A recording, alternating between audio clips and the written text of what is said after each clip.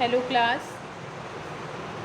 आज हम लोग बहुत एक इम्पॉर्टेंट टॉपिक के बारे में पढ़ने जा रहे हैं जिसका नाम है digestion of carbohydrates. Digestion and absorption of carbohydrate को हम साथ में पढ़ते हैं, बट आज हम स्टार्ट करेंगे डाइजेशन ऑफ कार्बोहाइड्रेट्स। तो सबसे पहले कार्बोहाइड्रेट जो होता है हमारी बॉडी का एक मेजर माइक्रोन्यूट्रिएंट है, जो कि मेजर सोर्स ऑफ एनर्जी है।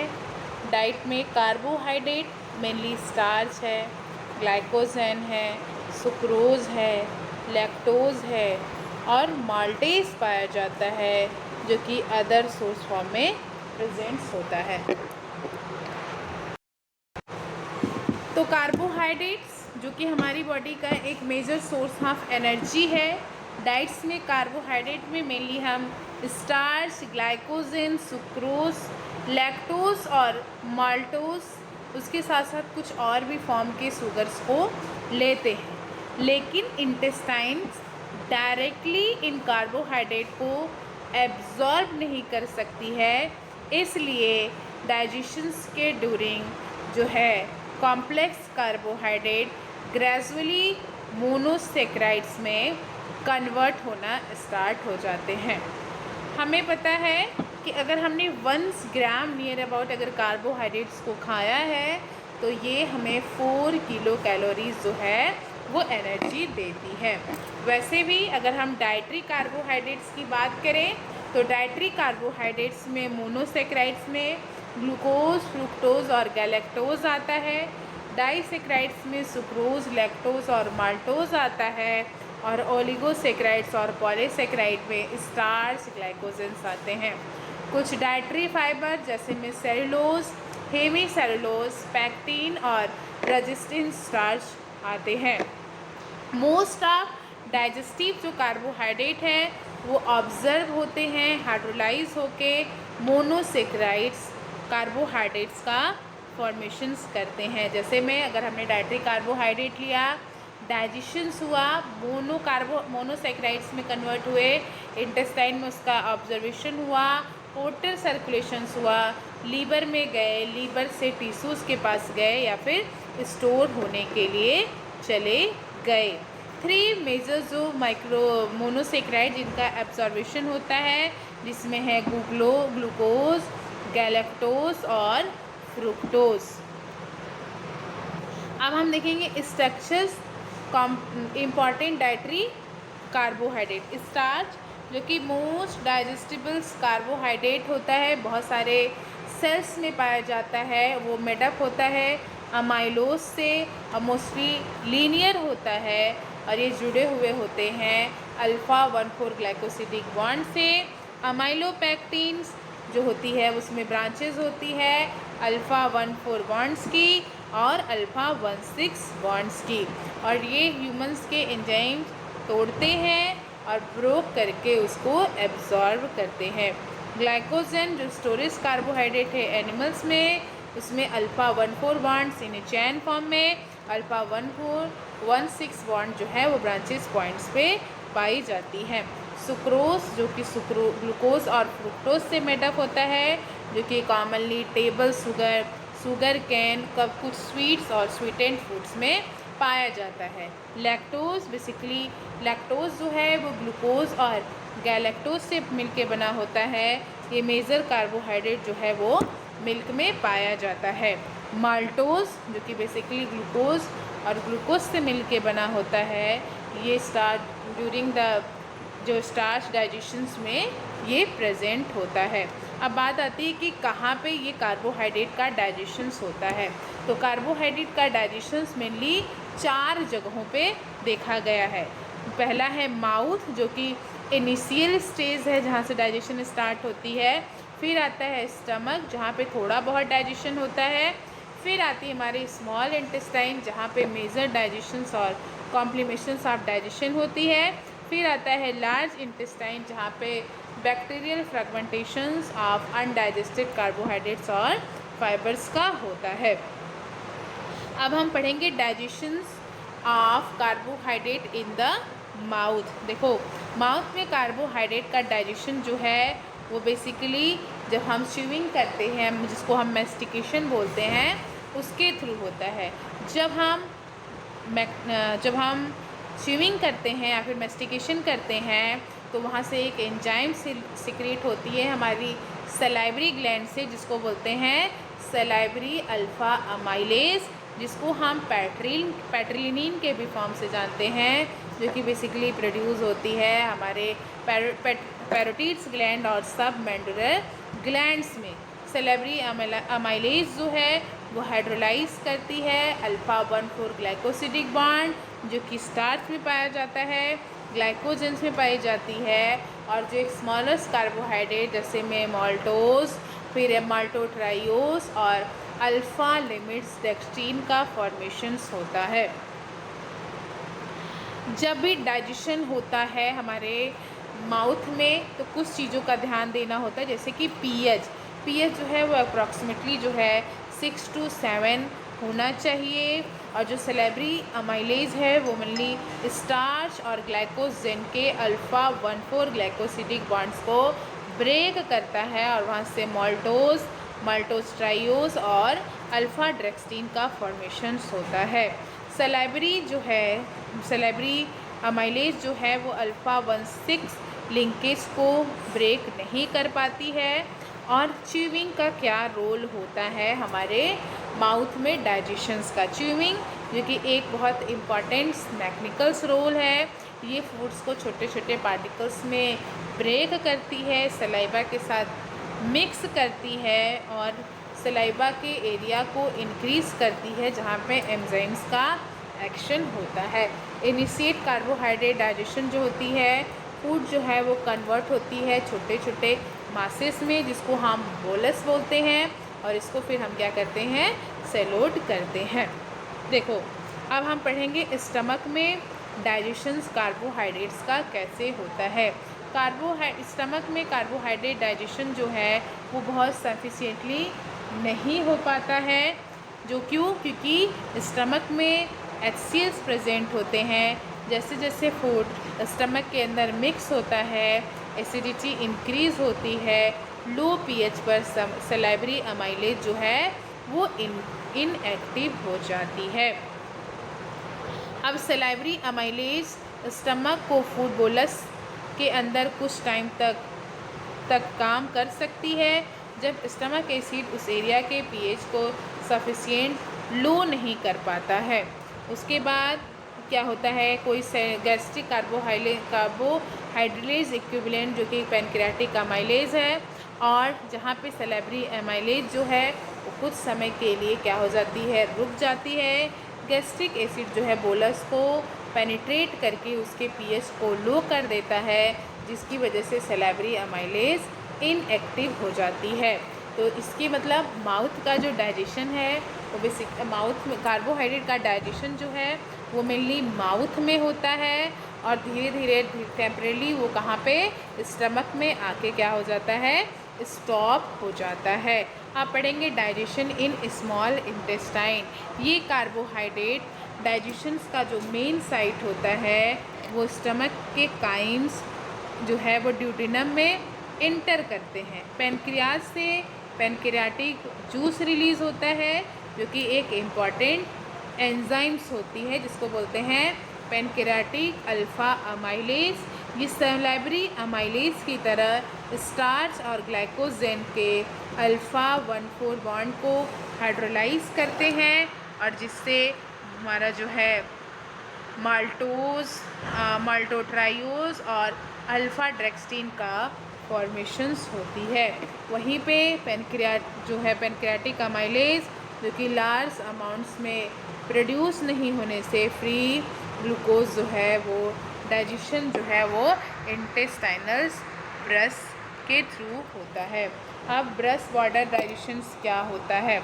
देखो अभी तक स्टार्च कम्प्लीटली ग्लूकोज में कन्वर्ट नहीं हुआ है।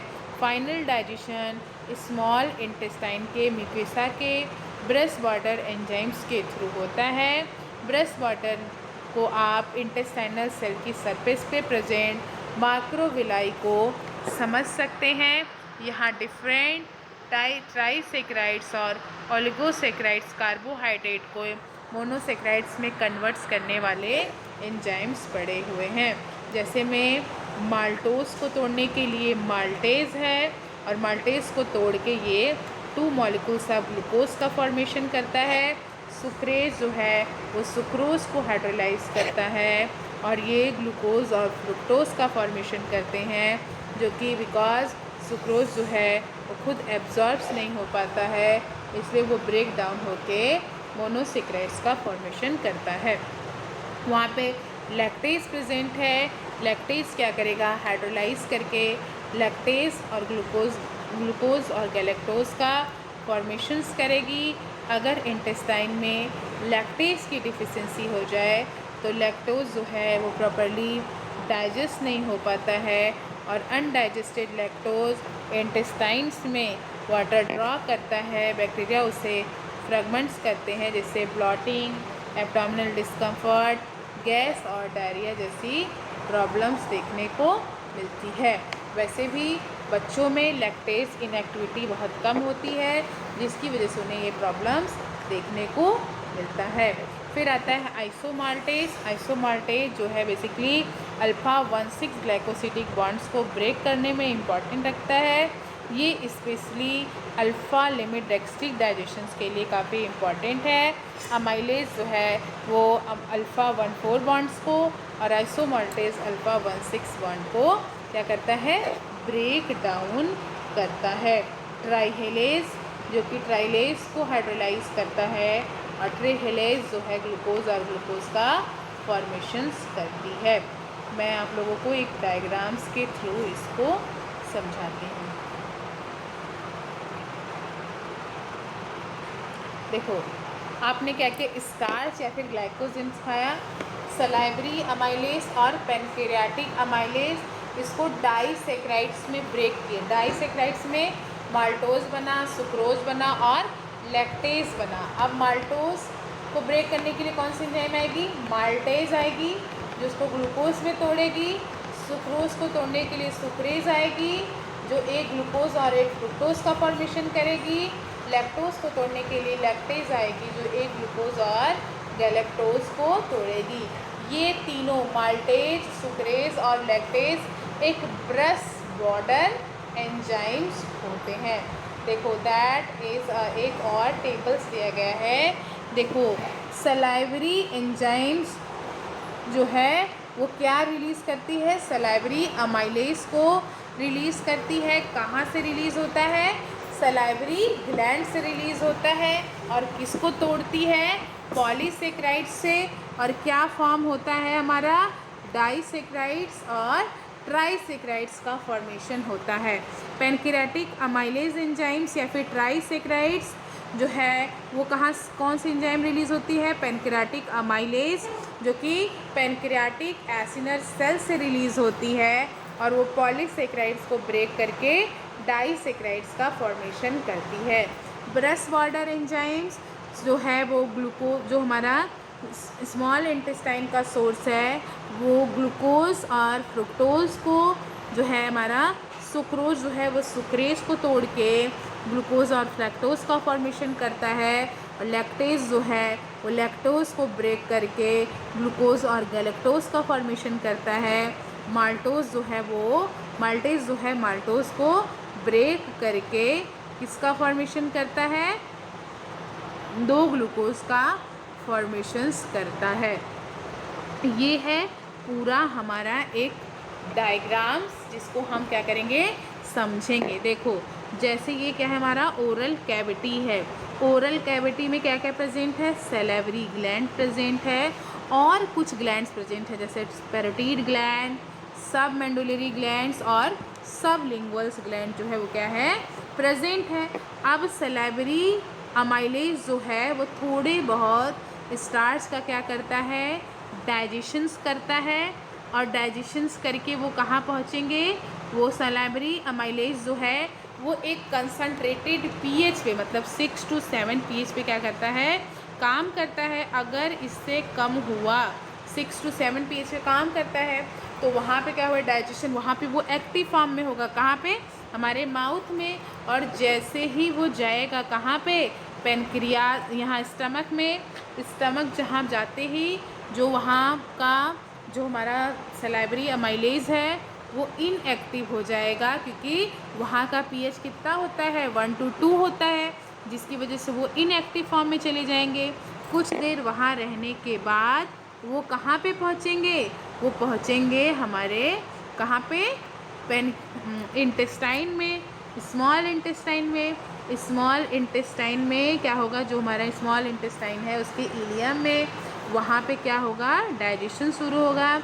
यहीं पे आएगी हमारी पेनक्रियाटिक जो है अल्फ़ा अमाइलेज सिक्रीट होगी, कहाँ से, पेनक्रियाज से। कहाँ पे आएगी, ड्यूडेनम में, और जो कि ड्यूडेनम जो मेजर साइट ऑफ डाइजेशंस हुआ है। अब यहीं पे कुछ ब्रश बॉर्डर डाइसेक्राइड जो है वो क्ल्यू करेंगे डाइसेक्राइड्स को, और उससे क्या बनाएंगे, मोनोसेक्राइड्स का फॉर्मेशन करेंगे। और फॉर्मेशन होने के बाद पूरी तरह से हमारे डाइजेशन हो जाएगा, किसका, डाइजेशन हो जाएगा हमारे कार्बोहाइड्रेट्स का। अब हम क्या करेंगे, अब हम लोग जानेंगे इसके एब्जॉर्प्शंस के बारे में, कि कैसे एब्जॉर्ब होता है हमारा कार्बोहाइड्रेट्स। थोड़ा से ग्लूकोज ट्रांसपोर्टर के बारे में पढ़ेंगे कि ग्लूकोज ट्रांसपोर्टर क्या होता है। ग्लूकोज क्या होता है, एक पोलर होता है, वो खुद से जो है लिपिड्स बाई लेयर को क्रॉस नहीं कर सकता है बाय द सिंपल डिफ्यूजन, इसलिए उसको एक स्पेसिफिक टाइप के ट्रांसपोर्ट की ज़रूरत पड़ती है, जो कि प्रोटीन से मेडअप होता है और सेल मेम्ब्रेन्स में प्रेजेंट होता है। एक होता है ग्लूट, मतलब ग्लूकोज ट्रांसपोर्टर, जिसमें फैसिलिटेड डिफ्यूज़न होती है। SGLT, sodium glucose link transporter, जो कि सेकेंडरी एक्टिव ट्रांसपोर्ट है, जो कि सोडियम डिपेंडेंट होती है। 2 मेजर्स फैमिली, ग्लूट्स जो कि फैसिलिटेड डिफ्यूज़न करती है, एक SGLT जो कि सेकेंडरी एक्टिव ट्रांसपोर्ट को करती है। ग्लूट्स को किसी भी तरह की ATP की यूज़ नहीं होती है, वो मूव करता है कंसंट्रेशन ग्रेडियंट के हिसाब से, ठीक है। फिर आता है हमारा सेकेंडरी एक्टिव ट्रांसपोर्ट, जो कि सोडियम ग्रेडियंट, जो कि मेंटेन करता है सोडियम प्रोटीन पोटेशियम एडिपेज को by the transport of the glucose. ये देखो एक पूरा समरी डायग्राम्स है। देखो जैसे ही इंटेस्टाइनल ल्यूमेन है, SGLT, SGL25, नहीं पहले ये समझ लें कितने टाइप्स के होते हैं। देखो बेसिकली ग्लूट्स जो होता है ना वो 5 टाइप्स के होते हैं। एक होता है ग्लूट 1, एक होता है ग्लूट 2, एक होता है ग्लूट 3, एक होता है ग्लूट 4, और एक क्या होता है, ग्लूट 5 होता है। ग्लूट 1 जो कि RBC, ब्लड, ब्रेन बैरियर और बहुत सारे टिश्यूज़ में ग्लूकोज का ट्रांसपोर्ट करता है। ग्लूट 2 जो कि लीवर और बीटा सेल्स ट्रांसपोर्टर होता है, लीवर, इंटेस्टाइन्स और किडनी और पेनक्रियाटिक के बीटा सेल्स में एनर्जी को प्रोवाइड्स करता है, ग्लूकोज, गैलेक्टोज और फ्रुक्टोज को। ग्लूट 3 जो कि ब्रेन ट्रांसपोर्टर होता है, जो न्यूरॉन और ब्रेन्स में पाया जाता है, ग्लूकोज को ट्रांसपोर्ट करता है, जिसकी हाई एफिनिटी होती है, लो कैपेसिटी होती है ग्लूकोज को ब्रेन तक पहुंचाने की at the low blood levels. फिर आता है हमारा ग्लूट 4 जो कि इंसुलिन, ग्लूट 4 जो कि एक इंसुलिन रिस्पॉन्सिव ट्रांसपोर्टर है, जो स्केलेटन मसल, कार्डियक मसल और एडिपोज टिश्यूज़ में प्रेजेंट होता है।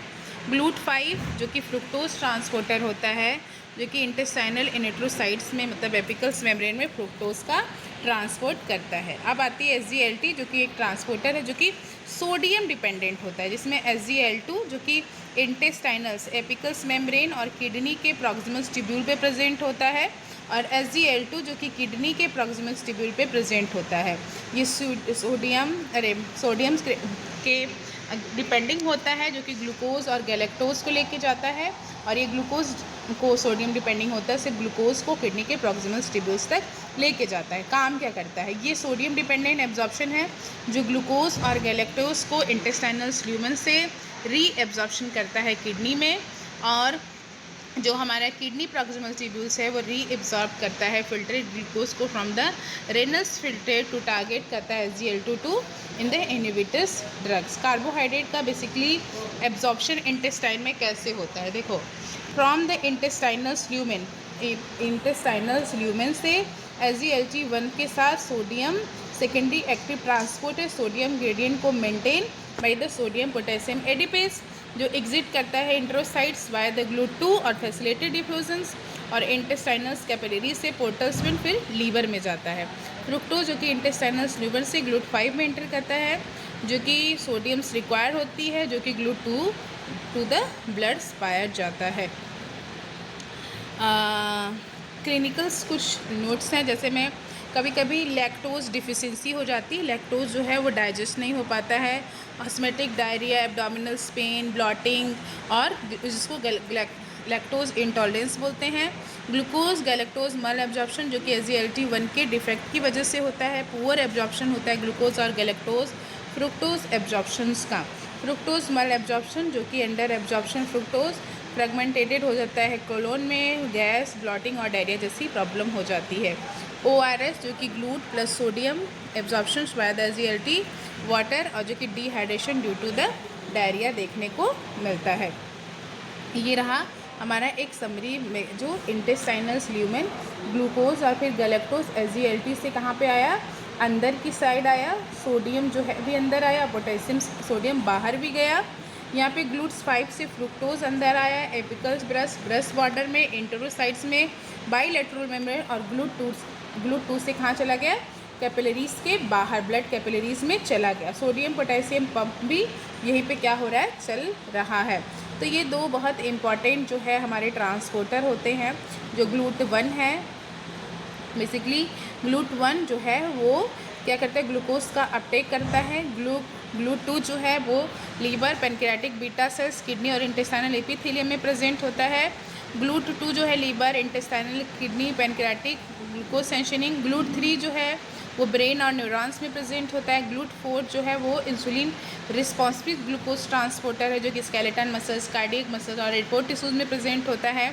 फिर आता है हमारा GLUT5 जो कि एक फ्रुक्टोज ट्रांसपोर्टर होता है, जो कि ग्लूकोज का ट्रांसपोर्ट करता है एपिकस मेम्ब्रेन, इंटेस्टाइनल, इंटरोसाइट्स में, और ये फ्रुक्टोज का भी ट्रांसफर करता है इंटरोसाइट्स में। मतलब GLUT5 जो है वो फ्रुक्टोज का एब्जॉर्प्शन करता है। SGLT फैमिली जो कि सोडियम ग्लूकोज लिंक ट्रांसपोर्टर होता है, जो 2 टाइप्स के होते हैं। एक होता है हमारा ग्लूट और SGLT जो है वो ग्लूकोज ट्रांसपोर्टर है, जो कि सोडियम इलेक्ट्रोकेमिकल ग्रेडियंट्स का यूज़ करता है, जिसकी वजह से इसको हम सेकेंडरी एक्टिव ट्रांसपोर्ट्स बोलते हैं। SGLT जो कि सोडियम का ग्लूकोज को SGLT इंटरोसाइट्स में लेके आता है with the help of sodium, और गैलेक्टोज को भी सोडियम की हेल्प से। फिर क्या होती है, glucose galactose from the intestinal lumen देखा गया है। ठीक है, तो आज की क्लास में यहीं पे एंड करती हूँ। Next day with the next topic.